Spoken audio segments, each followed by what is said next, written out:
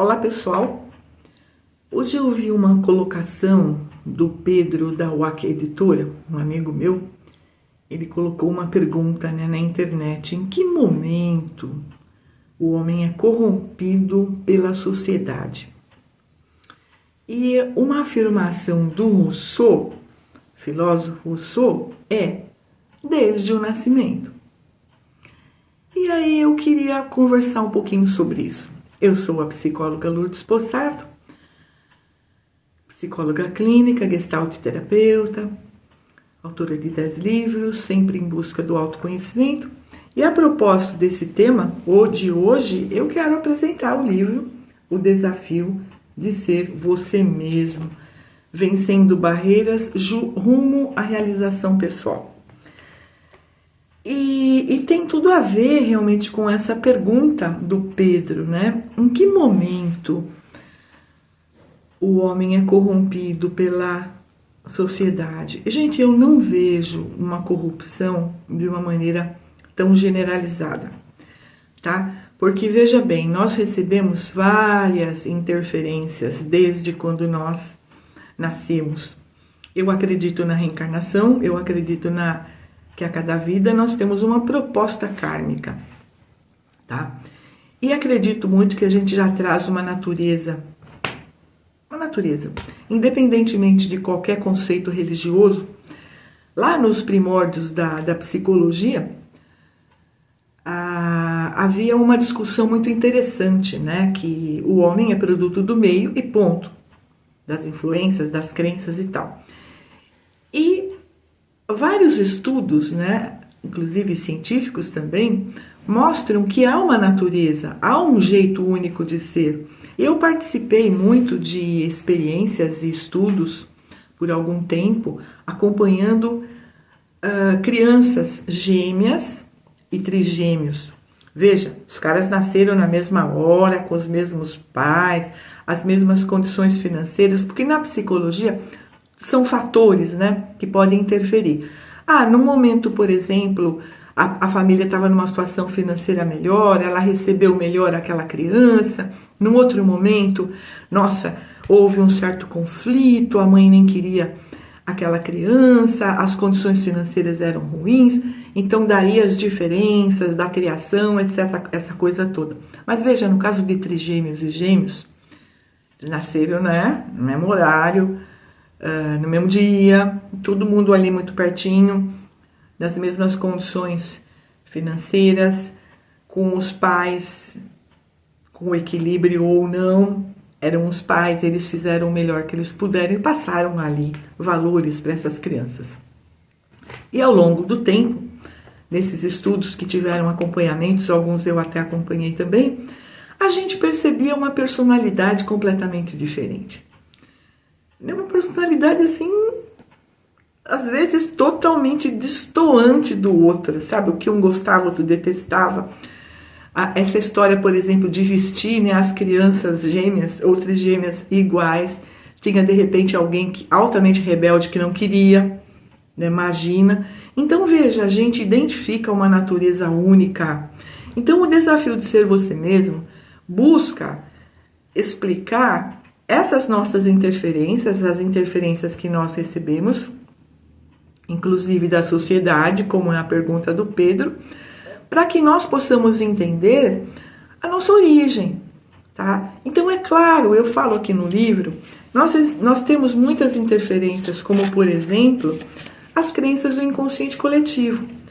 De repente, a figura nasce, vamos pegar no Brasil.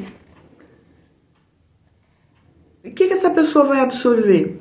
A cultura brasileira, a história do Brasil enquanto país, as pessoas que já vivem aqui, a família, os avós, antepassados de repente que estão no Brasil, também os antecedentes dos antepassados que vieram de fora, como por exemplo, eu tenho avós italianos e espanhóis, dos dois lados, tá? Então veja, claro que teve interferência das culturas da Espanha, da Itália, do Brasil, dos meus pais, das vivências deles. os arquétipos femininos e masculinos do inconsciente coletivo ao longo do tempo, aquela história dos papéis, o homem tem que, os papéis do homem ao longo do tempo, a mulher tem que, os papéis da mulher ao longo do tempo. Tanto que, no caso, por exemplo, da mulher, eu até já coloquei isso num outro vídeo, quando eu falei da TPM, a mulher tem um processo de liberdade, de autonomia recente, né? Relativamente recente, desde a Revolução Industrial, tá? Onde se convencionou ter o Dia da Mulher e tal. E isso criou uma certa liberdade, a coisa da pílula também. A mulher decidiu em que momento ela queria ficar grávida ou se ela não queria ficar grávida, se ela não queria ter filhos. Então essas convenções, esses costumes que ao longo dos milênios foram transmitidos para o ser, né, dentro das ideias e conceitos do inconsciente coletivo. Então nós temos os quesitos ali do inconsciente coletivo, masculinos e femininos, relativo a papéis, o que é esperado, esse negócio todo, que tem mudado bastante ultimamente, mas ainda existe, tá? Existe a tradição familiar, as famílias mais tradicionais, que têm aqueles costumes que perpetuam, né? As grandes famílias que tinham muitos mais filhos, hoje nem tanto, o núcleo familiar se reduziu, mas mantém muitos dos costumes, muitos das festas. Então, por exemplo, a reunião do Natal, o Dia das Mães, Dia dos Pais, o que normalmente as famílias fazem, os presentes e tal. Isso tudo são convenções que nós somos expostos a isso desde quando nós nascemos. Somos também expostos às crenças e posturas e valores e jeitos de ser, neuróticos ou não, daquele pai e daquela mãe. Que na minha linha de terapia, Gestalt terapia, nós não culpamos pai e mãe, nunca, tá? Nós sempre temos a concepção de que eles fizeram o melhor que eles sabiam, porque eles também receberam os conteúdos emocionais das famílias, dos núcleos onde eles foram criados. Então, cabe a nós investigar o nosso processo de ser. Então, o desafio de ser você mesmo é essa busca realmente, para que a gente entenda todas essas interferências de papéis, de valores, porque isso formatou, sim, a nossa natureza. Formatou a personalidade, tá? Corrigindo. A natureza é como se fosse aquele núcleo básico que está ali dentro. Então, a criança nasce com a natureza, ela traz uma natureza dela, tá? Única, não tem repeteco a nível de universo. O cara é único, eu sou única, você é único, enfim, então a natureza é única. E a personalidade é como se fosse o ego, né? A gente vestiu uma capa que nós fomos aprendendo como devemos nos comportar, valores, enfim, que a família passou, crenças. Isso foi formatando a personalidade de uma maneira light ou de uma maneira pesada. Por isso que é muito legal a gente entender as crenças que nós absorvemos da nossa infância, processos assim dentro de uma educação rígida ou de uma educação protetora demais. Nós criamos conclusões porque nós éramos dependentes reais daquele núcleo primário. Então, nós absorvemos essas crenças. Por conta dessas conclusões e dessa absorção, nós criamos o que eu chamo de decretos de sobrevivência. É o que formata as nossas ações, né? O bonzinho, o narcisista é um outro tema que eu quero deixar para depois, porque tem muita informação, mas aquela pessoa que é mais egocêntrica, o reservado, o tímido, aquela pessoa mais extrovertida, o mandão, o submisso, são decretos de sobrevivência que a gente absorve e tem ali esses decretos como sobrevivência. E chegando na idade adulta, nós precisamos, sim, de um processo de autoconhecimento, de um momento onde a gente pare e investigue quem sou eu. Essa pergunta filosófica é milenar, né? Mas quem sou eu? Como eu funciono? Em função de quê? Quais crenças? Onde é que eu me baseio? É o que a Gestalt chama de figura e fundo, né? A figura é o ato, o fundo é o que me move. E eu preciso investigar esse fundo. As razões que eu tenho ali no meu subconsciente, no pré-consciente, para saber o que me move, tá? Para eu investigar o que está acontecendo, em função de que eu ajo, quais são os valores onde eu me baseio, para chegar nesse desafio de ser o que você é. E isso implica na conexão. Sabe conexão? Aquela coisa que você se conecta e você sabe. Gente, a criança desde muito cedo sabe. Observe quem vive com bastante criança ou tem crianças pequenas. Observa isso, gente. A criança sabe o que chama a atenção, quais as cores que ela prefere, quais os alimentos que ela prefere, sabe? Quais as pessoas que ela gosta. Eu acho tão legal a espontaneidade da criança, por mais que ela que receba aquelas informações, né? Do beijo a titia, cumprimento vovó. A criança até faz, mas assim, a gente percebe se é espontâneo, se não. E aí, pelos 3 ou 4 anos, eu sempre falo, não subestime a capacidade de perspicácia de uma criança. Ela sempre sabe como ela vai agir com as pessoas. Claro que já tem as crenças ali, mas tem uma certa percepção do que ela vai conseguir com a avó, do que ela vai conseguir com o avô, com o pai, com a mãe. Criança não é besta, tá? É muito interessante. E nesses primeiros anos ela consegue ser mais espontânea, mais verdadeira. E depois vai formatando, como eu falei, né? E lá, chegando na idade adulta, a gente precisa rever tudo isso que a gente absorveu para saber realmente quem nós somos, o que nos move, quais as motivações, quais os valores reais. Então, respondendo aí a pergunta do Pedro, em que momento o homem é corrompido pela sociedade, não existe um momento, tá? Às vezes o lar já é corrompido. Pensa numa criança que nasce onde os pais são adictos ou alcoólatras, onde tem muita briga, sabe? Muito bate-boca. Eu já trabalhei com muitas pessoas cujo núcleo de ansiedade era lá a primeira infância, porque havia um pai alcoólatra, agressivo, que chegava, espancava todo mundo. Então pensa na ansiedade de uma criança, sabendo que o pai vai chegar a qualquer momento. Como é que ele vai chegar? Será que ele vai estar bem? Será que não? Será que eu vou apanhar? Será que não? A origem da ansiedade está lá, sabe? Ou uma mãe altamente controladora, altamente impositiva, que já espancava todo mundo, que dava bronca o tempo todo, que nunca nada estava legal. Eu não sei se eu já contei, mas é um caso muito interessante que eu tive, de uma pessoa, pensa numa mãe rígida, completamente neurótica.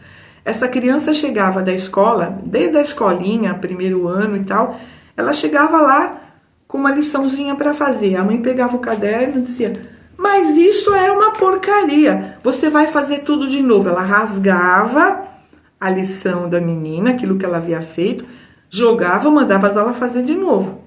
E a mãe ali olhando. E nada estava bom, nunca estava bom, porque você é burra, porque você não se esforça. Bom, a criança cresceu.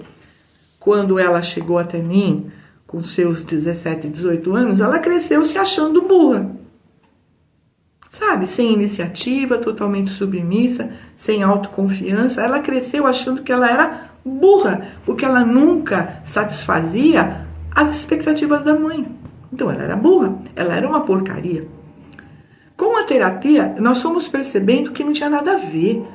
Uma garota inteligente, perspicaz, com muita capacidade, que nunca pôde usar essas capacidades, porque a mãe não deixava.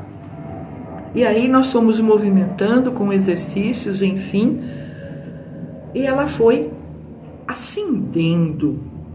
Ela conseguiu fazer o colegial, ela conseguiu entrar numa universidade, ela conseguiu se formar como pedagoga, ela conseguiu entrar na área de lecionar matérias, enfim, ela foi trabalhar, depois ela montou um negócio próprio. Gente, olha que legal! Mas ela teve uma orientação tão corrompida quanto às capacidades dela, que ela foi recuperar depois. Isso é possível, sim. Poderia contar um monte de casos aqui, mais ou menos assim. Então, como é importante a gente realmente descobrir o que nós somos, como nós agimos. E aqui eu gostaria de colocar também essa interferência, a interferência que nós recebemos das próprias condições, da natureza mesmo em que nós estamos. Nós estamos num momento aqui, pelo menos atualmente, onde o frio e o calor é um negócio assim impressionante. A semana passada teve uma variação de 20 graus de um dia para o outro. Isso interfere no nosso corpo? Percebe? Então nós temos interferências físicas, nós temos interferências emocionais, nós temos interferências da sociedade. E aí entram aqueles valores que vêm da natureza e que vêm também da família. Então a família é responsável pela corrupção? É sim. Quando a criança aprendeu a mentir, quando ela viu pai e mãe corromperem, mentirem, roubarem, isso de certa forma autoriza ela a fazer a mesma coisa. Então veja, a corrupção está dentro de casa, não está realmente na sociedade. Mas vamos supor, existe a corrupção no momento da adolescência, onde a pessoa está mais frágil, ela, sei lá, se apaixona, tem um ídolo que é da pá virada, ela pode se deixar corromper sim por insegurança, por não saber ainda lidar com ela mesma, não se conhecer de fato. Mas, gente, tudo, a natureza é sábia, né?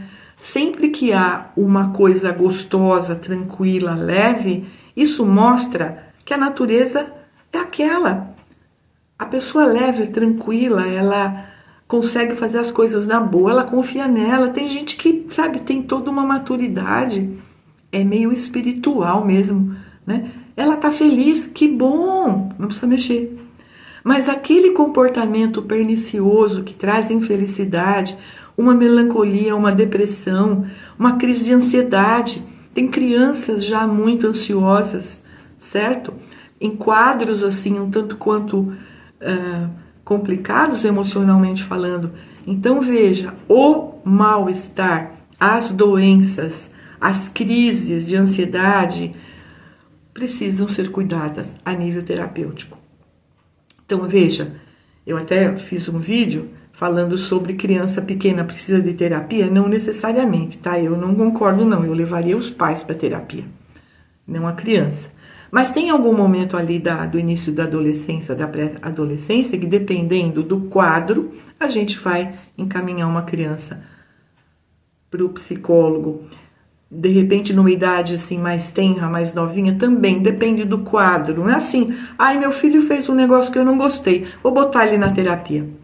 Me poupa, né? Ah, eu quero que o meu filho seja alguém tão feliz, ai, tão seguro, então já vou colocar numa terapia já. Para! Que isso, gente? Menos, né? Menos expectativa, um pouco mais de respeito pela natureza, um pouco mais de orientação básica para que o seu filho confie naquilo que ele sente. E aí vem o grande processo do autoconhecimento, que é a conexão. Como eu me sinto? Eu preciso saber aquilo que me faz bem, aquilo que não me faz. Então, essa conexão ela é muito necessária para o aspecto do autoconhecimento. E é claro que se o indivíduo convive dentro de uma sociedade, de um meio altamente pernicioso, às vezes, a nível de sobrevivência, ele vai se adaptar como um animal. Nós somos animais, num nível mais intrínseco, instintivo, nós somos sim, nós nos comportamos assim. Nós temos todo um processo de enfrentamento e fuga, tá? Para nos adaptarmos às condições mais incríveis do mundo. Nós temos muita capacidade de adaptação. Seja uma situação boa ou não, o indivíduo tem a capacidade de se adaptar. Então, é claro que uma sociedade perniciosa, um meio altamente corrompido, corrupto, também vai influenciar e o indivíduo acaba se adaptando por uma questão até de sobrevivência. Porque ele é minoria, o resto é maioria. Tá? Então, a autopreservação é que comanda. Mas eu não acredito numa influência tão profunda, porque eu sempre acredito na natureza única de cada um. E essa natureza única, ela precisa ser explorada, ela precisa ser conectada. Então aí entram os exercícios que eu tanto falo de conexão, aquela coisa de você parar. Aprenda, treina o contraste de ficar 1 minuto em silêncio, para que você se recomponha, para que você se perceba. E quando você está centrado, você vai ter muito mais capacidade de perceber o que é realmente necessário, o que é uma prioridade, o que é a sua primeira responsabilidade, tá? Então, vamos parar para pensar nisso, gente.